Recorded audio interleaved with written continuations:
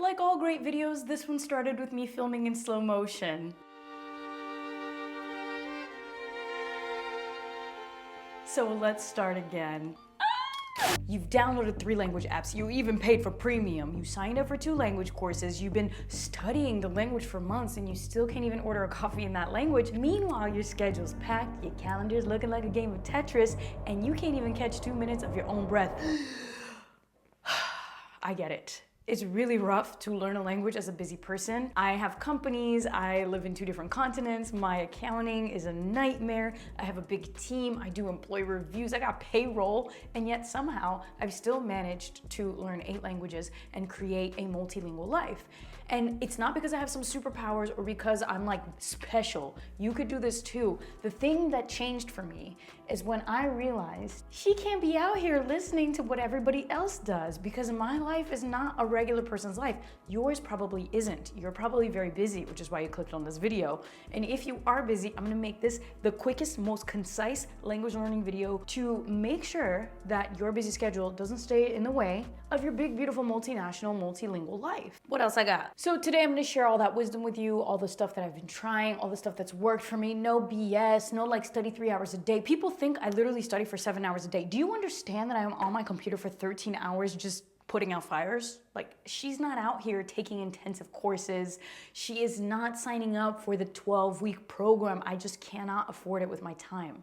I cannot, time-wise, afford very intense, long bouts of studying. And so how do I keep my languages fresh?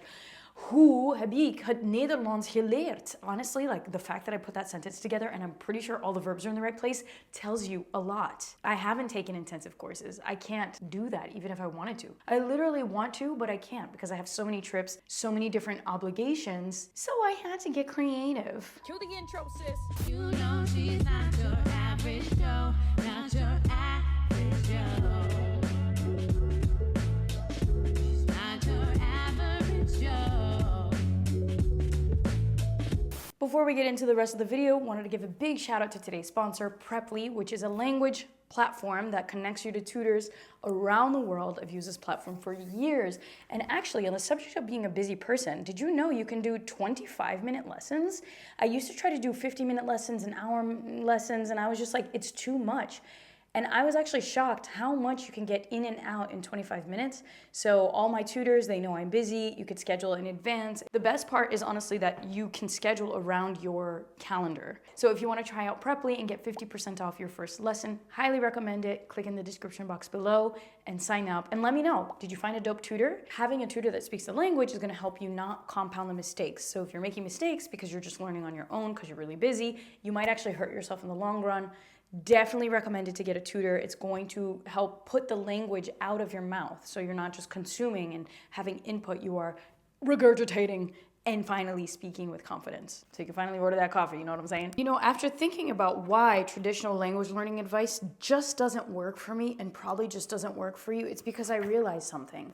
The people making the videos are usually spending hours a day studying for a test. They are students. You, as a busy entrepreneur, founder, parent, somebody that is very engaged in all aspects of your life, you cannot listen to that conventional advice. You, honey, you gotta find time in the margins of your complicated schedule. And it's not impossible. It just means that instead of creating more time, we have to work with the time that we already use. And listen, I've been exactly where you are because when I started building my company, Joe Club, the journaling company, there was no idea in my mind how I was gonna learn Egyptian Arabic, keep up my Greek, plan retreats in Croatia, like learn a little bit of Croatian. I didn't know how I was gonna do that. And I was like, don't tempt me with a good time. The minute somebody tells me I can't do it or it seems impossible,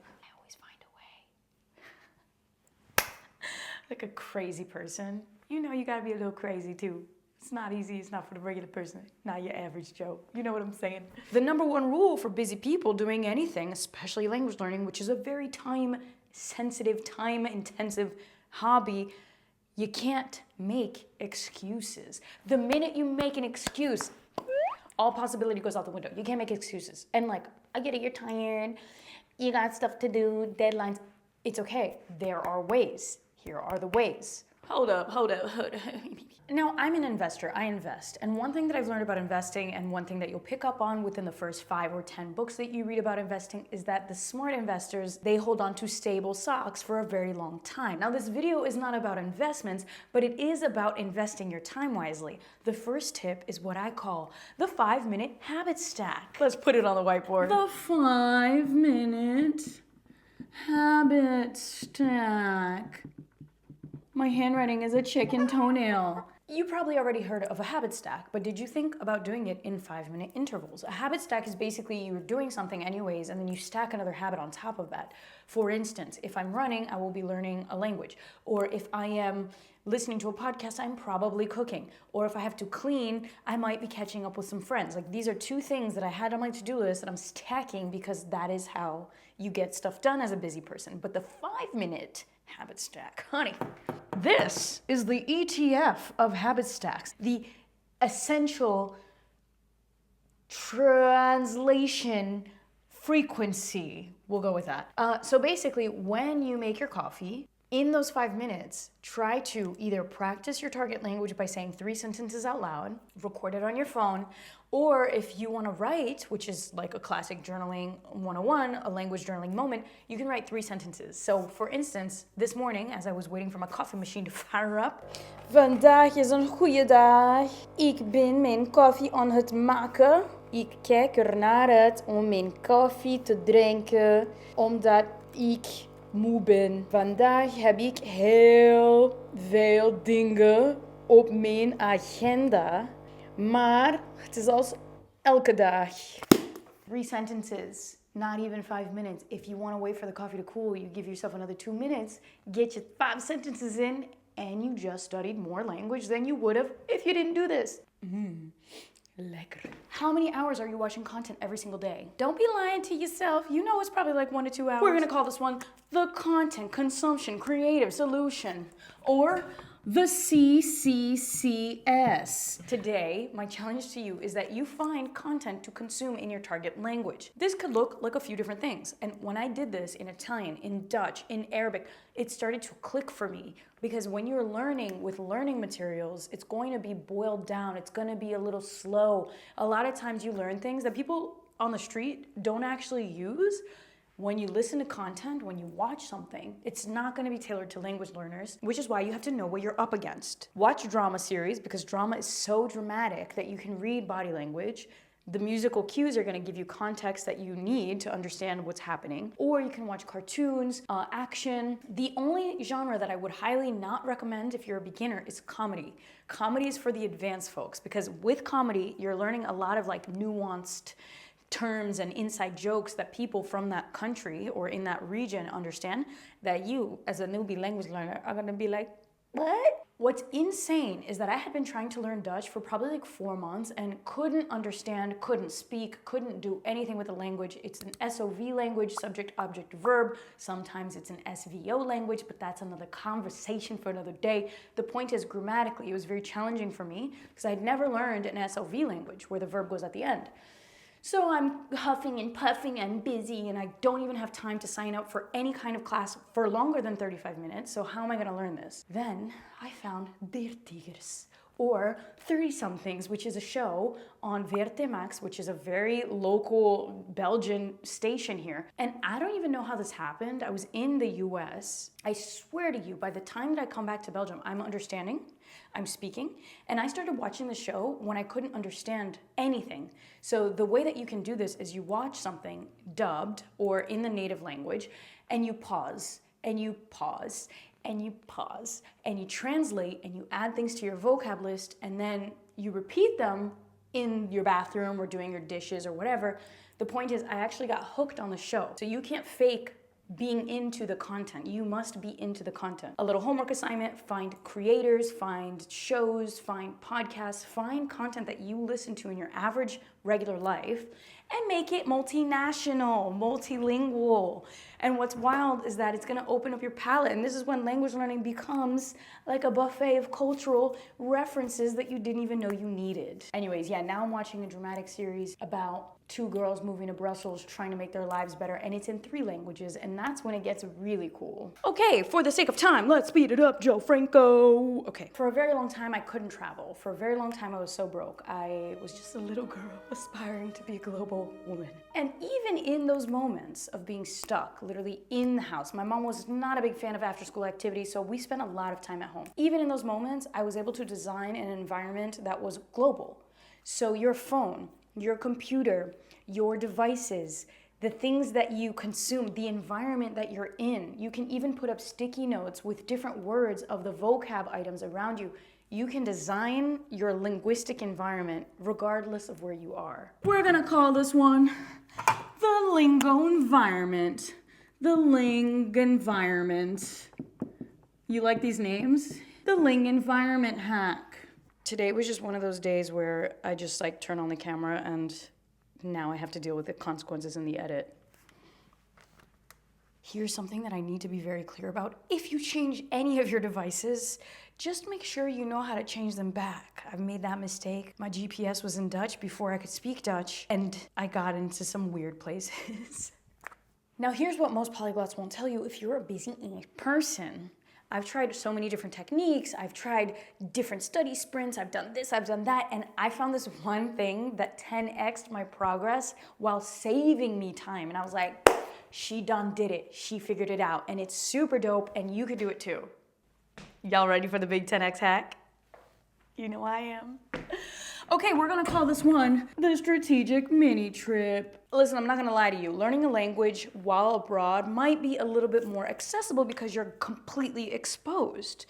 Now, sometimes we can't travel because we're so freaking busy. So what I found is that if I create a challenge for myself, like 24 hours, even if I'm in Connecticut, and I literally do this sometimes, especially when I'm bored, when I'm feeling a little dusty, when my life is not exciting, I will make a French day in Connecticut, and I will then find all of the places around me, or even a little bit of an adventure, and I'll go to those places. I will find a French book, I will write a postcard in French, I will go to a French bakery, I will order the croissant in French even if they don't speak French.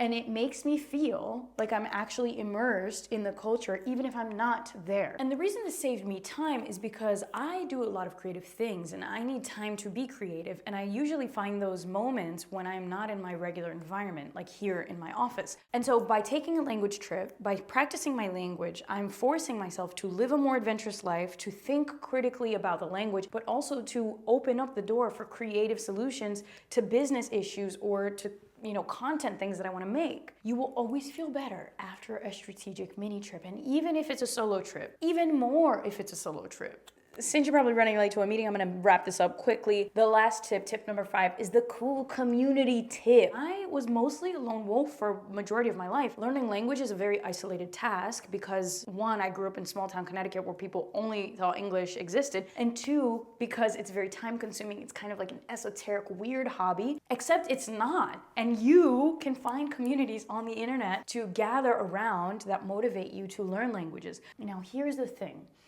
When you become a part of a language learning community, it's not just to geek out about verb tenses and SVO versus SOV.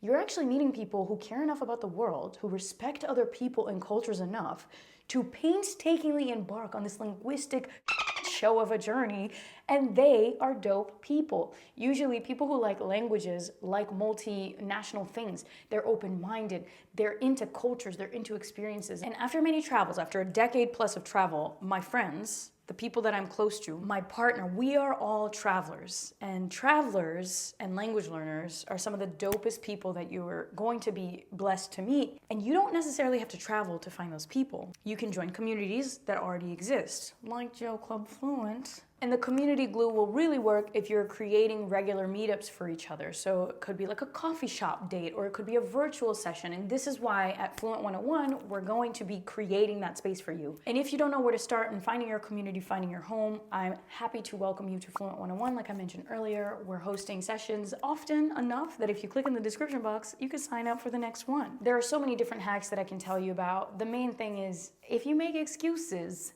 you're gonna lose it. And that's literally it. Like if I don't think about my languages in 3-4 years, I will not speak them. And every now and then I'll do a language sprint where I'm like, today I'm doing Italian, today I'm doing French. But in my regular life, it's always in my mind.